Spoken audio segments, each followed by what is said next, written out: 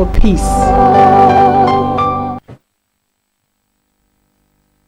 So this morning on ITV, and it is the fourth discussion segment for the day, Monday morning. And guess what? It's your usual Monday morning first discussion segment, aviation. It's with a man who has gone far and wide on the issue of innovation. You know him? Asia, some part of America, Europe. He's been there on event and program of aviation. That's his profile on the screen. You can go close and take a look.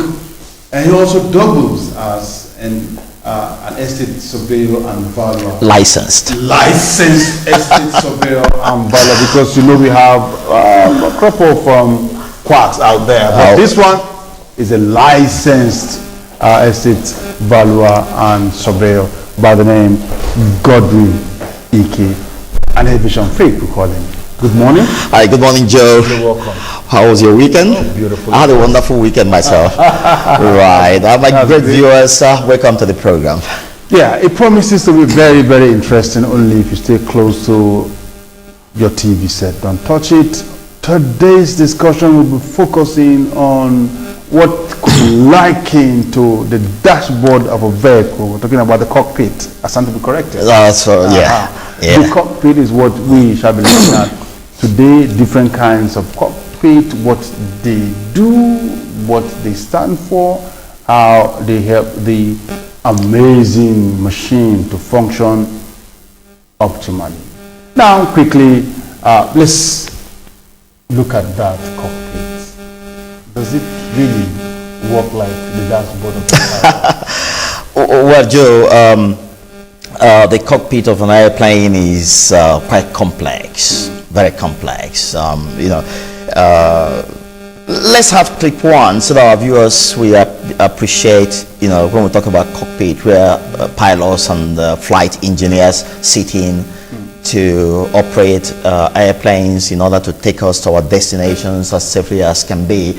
That is the awesome cockpit of the latest airplane in the world, which is the 787 Boeing, the Dreamliner, and this is usually known as the glass cockpit. Well, it's called glass because the older model that you're going to see next, is being compressed into screens of different functions. That one that is right in front of the joystick on the left is a primary flight display that gives you all the information that in part two we're going to be naming each and every one of those glass viewing equipment that you have there, and how the clock equipment, the clock instruments, have been made to have their information read. So what the glass cockpit has done for pilots is it has reduced drastically the workload of pilots. By the time you see clip 2 and see the clock, you would imagine what pilots of the past that flew those old model aircrafts went through. They're supplying it. Yeah, well, taking us to our various destinations. It was big workload for them. Yeah, well, this has reduced it. Now, in a single swoop, you have all the information you need. Let's quickly run, because time is usually not our friend. Yeah, so the clip two, let's have clip two, so that our viewers will see what the older model clock cockpit. Look at that, Joe. This is even for a small aircraft. You can imagine if you still have this sort of technology working in a Dreamliner with all the various instruments required to effectively and safely fly it. You will have maybe times 4 or 5 of what you're looking at. Yeah, but the joystick is not captured here. Yes, it's not captured, but because the focus is actually to tell you what the clock cockpit looks like.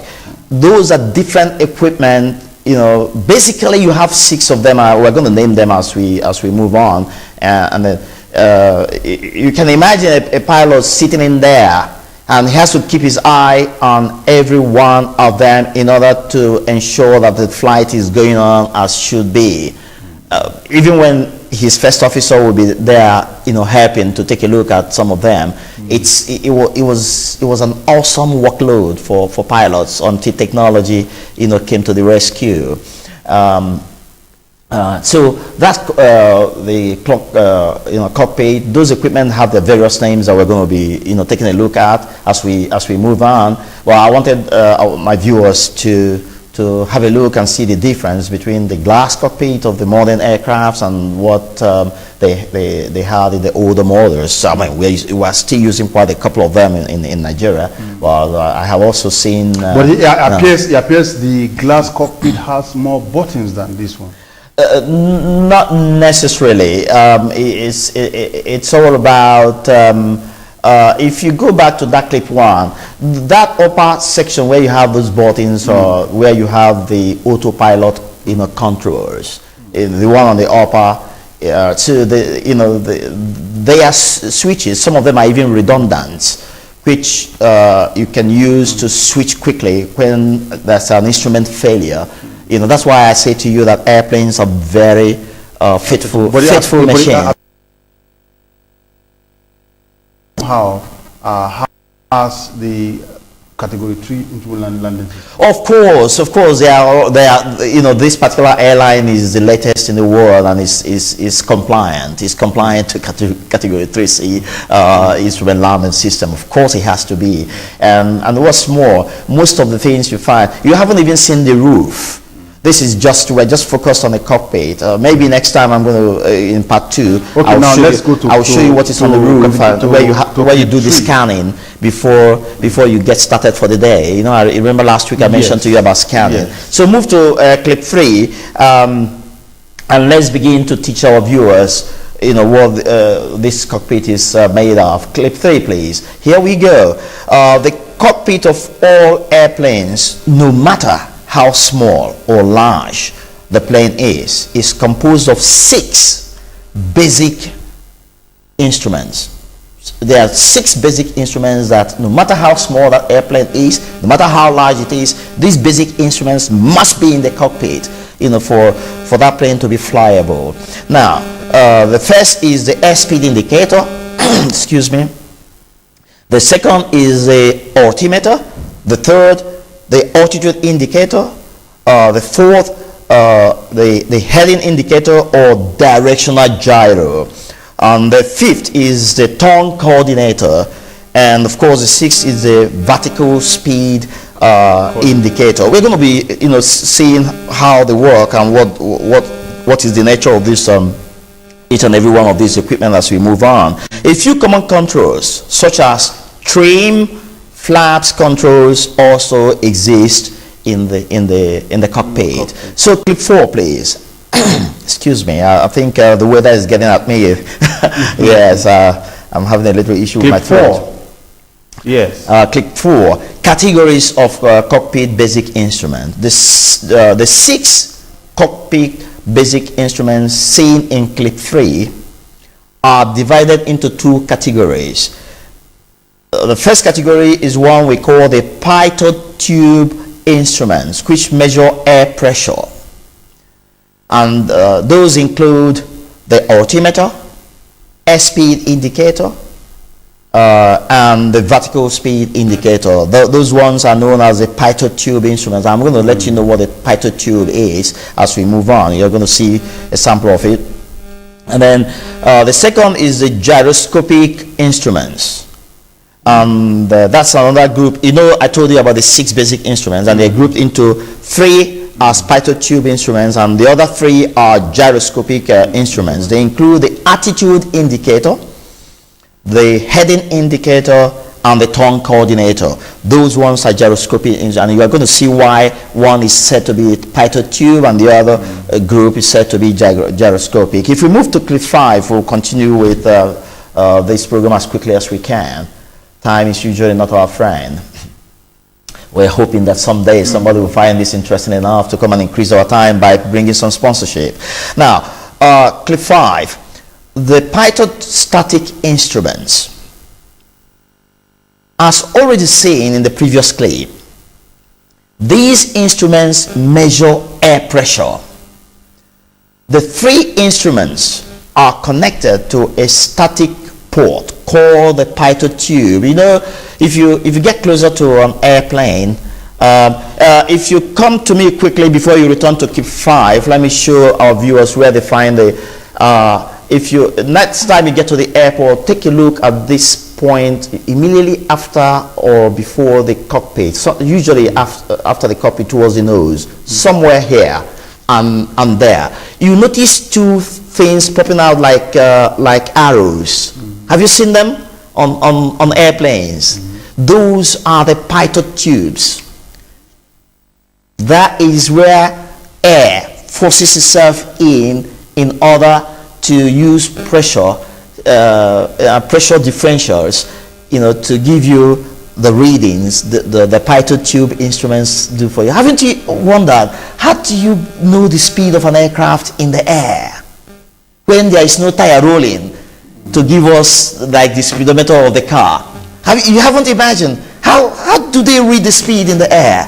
No, of course I know that there must be some technology doing it to tell you the speed at which a certain... That is what those 2 arrows you find on both sides, the Python tube. That is your job, taking in air and comparing the pressure of air that come in with the static, you know, air that's surrounding the aircraft, and reading the difference as the various, of course, the equipment, the equipment rather, are designed in various ways and calibrated in various ways to give you the readings for speed, for altitude, and the rest of them. So let's read on our clip 5. Allow our viewers to read along with us and you know, really appreciate what's going on. The 3 instruments are connected to a static port called the Python tube. Those arrow kind of stuff I told you on the sides of the cockpit,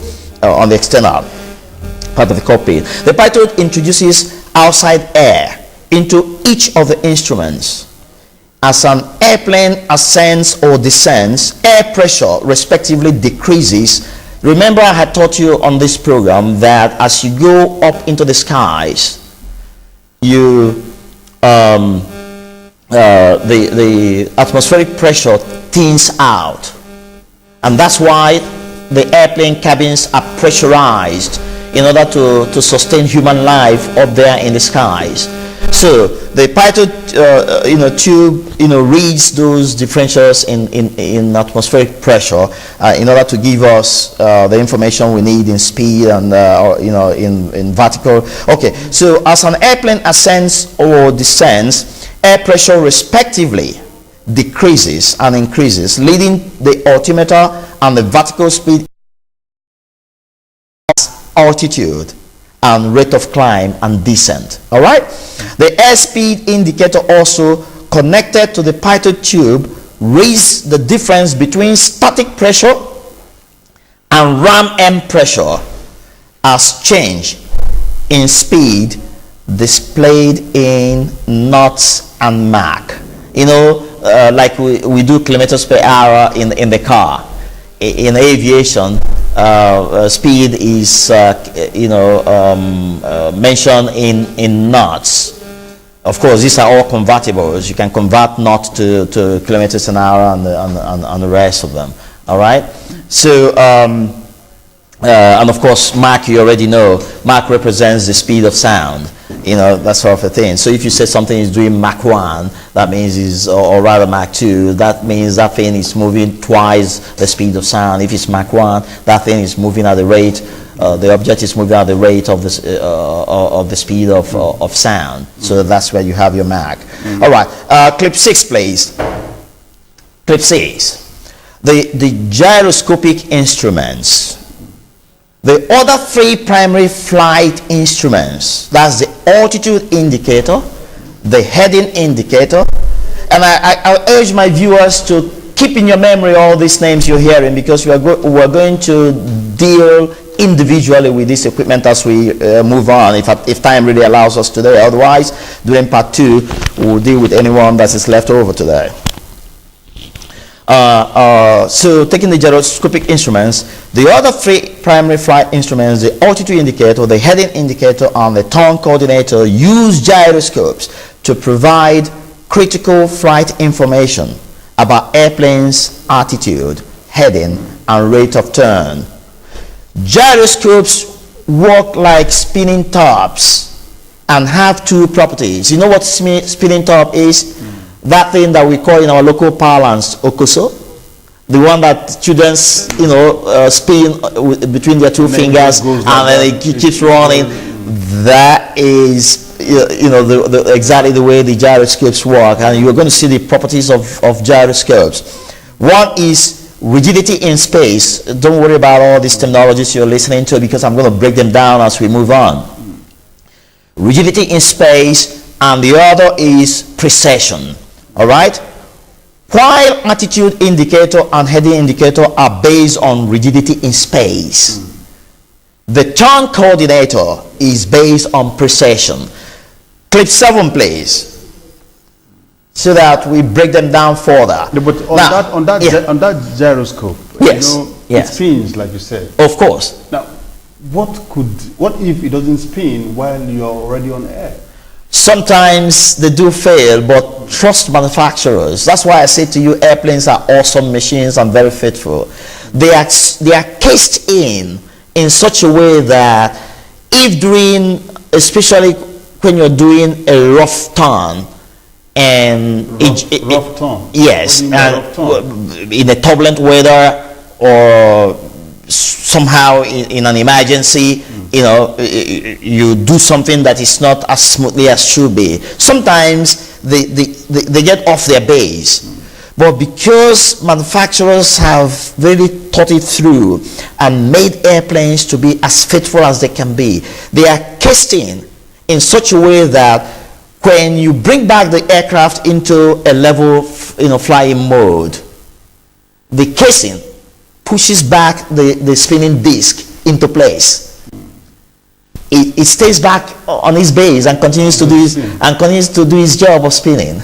Yeah, it's amazing, isn't it? That's really amazing. It's amazing, but that's the way it is, and that's the way it's designed to work. It's cased in. Now, and that was a very intelligent question from you, Joe. It shows me that you're really following very closely what's going on in the aviation sector. Right. Clip 7. Properties of course, those are the spinning tops, so the different types, that you find, especially in China. That's the kind of, the one we do here, we use aluminium pans and stuff to roll them together that children play with. But those are the kind of spinning tops you find children playing with in China. Adults also play with them. So let's look at how they behave and how the spinning discs in the airplane behave. So this is a natural property, that's rigidity in space. This is a natural property of a spinning disc. The disc usually wants to remain as it is for as long as it is in a spinning motion. Remember, when you spin your spinning top, that is the okoso as we call it in our local parlance. No matter what position, if you spin it in a slanting position, for instance, it stays in that slanting position as it rolls. You spin it in a completely vertical position, it stays there. That is what they call rigidity in space. It wants to stay as it is for as long as the spinning is going on. It's one of the properties. Now, an example is a spinning top called okoso in Nigerian parlance. A gyroscope or gyro is therefore a spinning disc whose axis is mounted in a frame that allows it to move freely in several directions. You can see what I mean. In whichever angle you turn it to, it goes there and it continues to spin. Just like your spinning top, okay, so it wants to remain as it is. And I said, see photo below as an assortment for an assortment of spinning tops. You know, let's move to 8 quickly. 8 quickly. Still with properties of gyroscopes. Precession. This is another property of a spinning disc. Notice that if you push a spinning top, that is your koso, while it is spinning, it comes back to its original spinning position at 90 degrees. If you doubt it, if you get home today, get one of your kosos, spin it, and use your finger to push it. It will respond to your push, quite alright, but quickly comes back to its original. Well, not all the time. No, if the spinning slows down, you know, and about to stop. There are times that when you spin, it goes far and never comes back. No. Two of us are discussing two different things. Now, precession is saying that is the skill of the spinning that you're having as a difficulty. If you spin it well and let it drop on a spot, it stays there and continues to run. Now, as it's running round and round, take a tap on it with your finger. You will notice that the push you gave it will respond to it, but quickly come back to the original position where it was spinning. That action is known as precession. Right. So that is one of the properties of the spinning disc in the gyroscope. I think that may depend on the speed at which it is spinning. Well, because if the speed is reducing, that is you touch it, that is the reason the spinning disc in an aircraft should continue to spin and do its job. What is important is for you to know that for as long as the spinning is going on, it's got two properties. One is rigidity in space. It wants to be as it is. The other is precession. Whenever you move it away, it comes back quickly to where it needs to be. So also precession is what lets you turn your bicycle to the direction you lean to when you ride with your hands. You rode bicycle as a little boy, didn't you? Right. You remember when you get a knack of riding and you leave the handles and you're riding. I'm scared of doing that. Yeah, I did that quite a lot. I started riding from really a little boy, and I have this beautiful Royal Enfield that my father bought for me, way in the 60s, early 60s, and it was wonderful. I rode it for as long as you wouldn't believe it. That bicycle lasted for 20 years. Yeah, but Royal Enfield made in England. But that's it. Let's move on. You remember when you're riding with your hands off your bike, as you move your body to a particular direction, the bicycle, even though you are not holding the handle, follows you to that direction. That is one of the properties of precession. All right. So clip 9, please.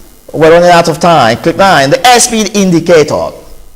One of the basic equipment that we have listed out on the earlier clips. That is a photograph of an average clock airspeed indicator, and on your right is the internal workings of and connections of the airspeed indicator. It says this is a differential pressure gauge. It's actually a pressure gauge. It measures the difference between air pressure in the pitot tube.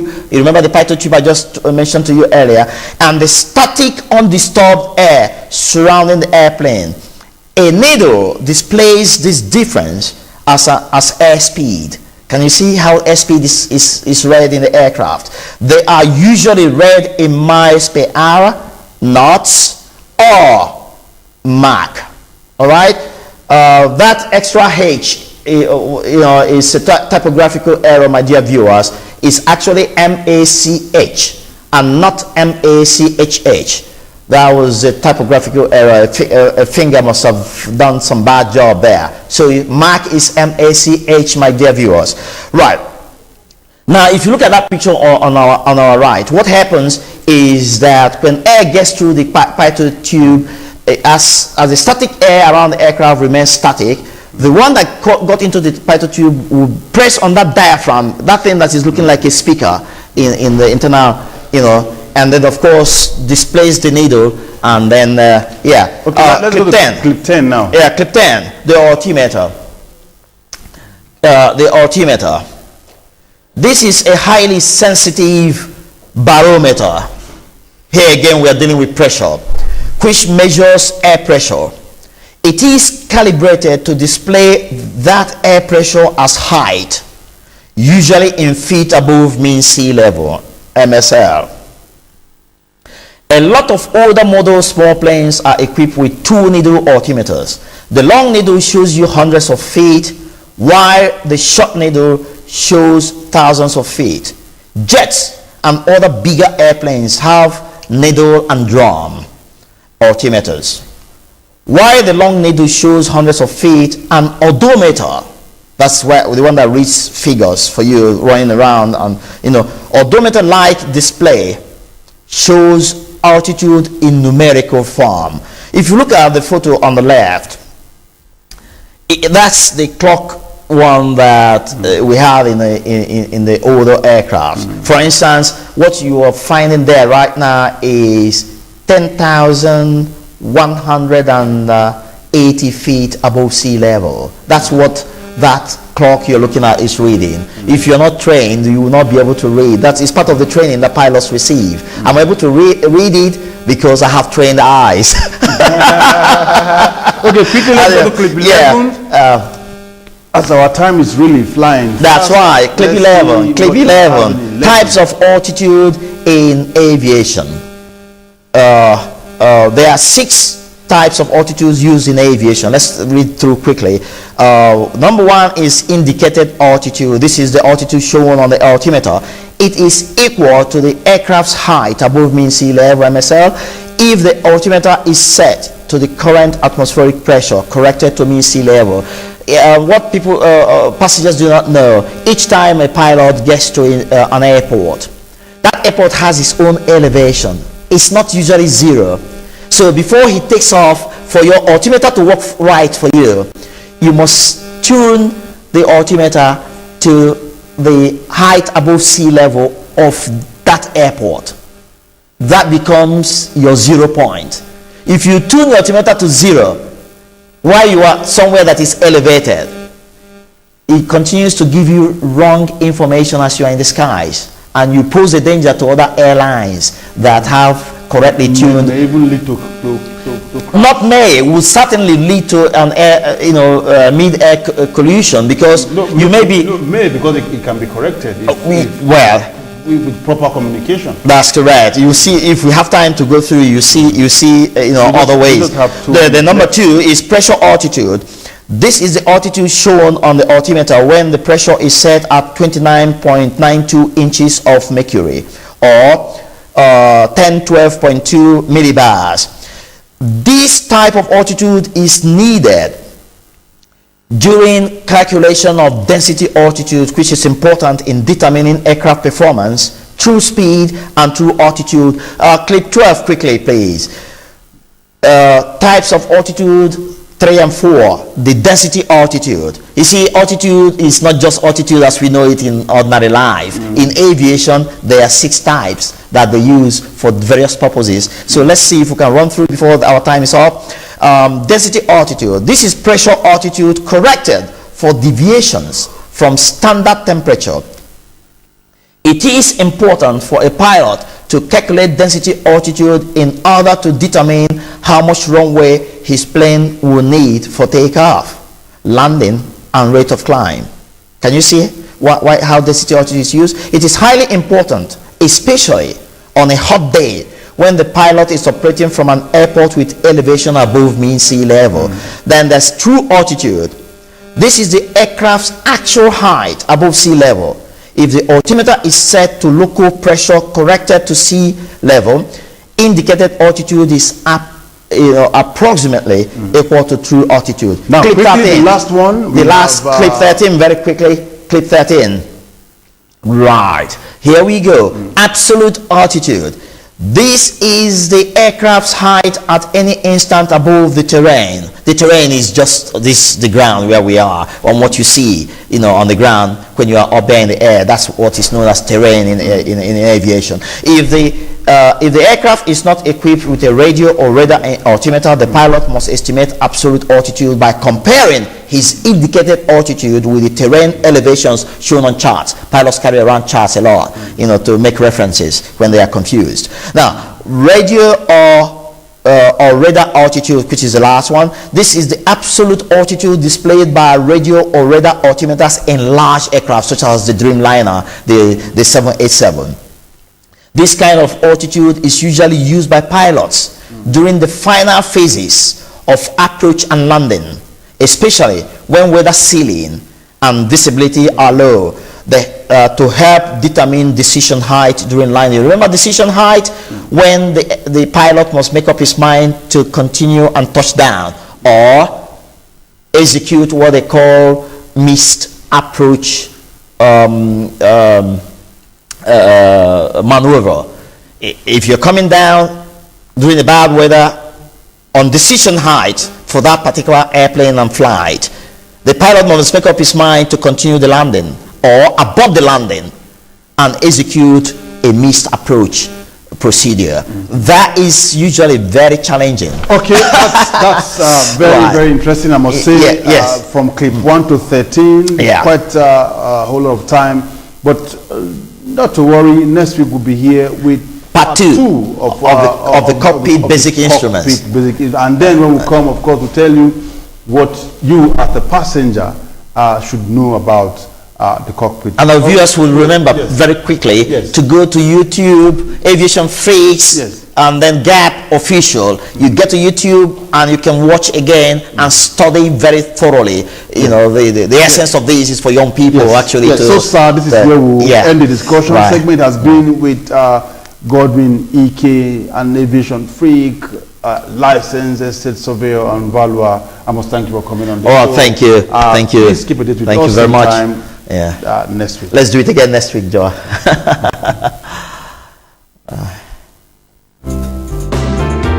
As you wake up in the morning, the first thing in the mind is knowing what is going on around you. Follow and get an up-to-date analysis on issues on governance, politics, economy, among many other current and burning issues in both local and foreign scenes. God being God, and I tell you, we don't lie. We shall know who the party chairman is. You need to know the strength of the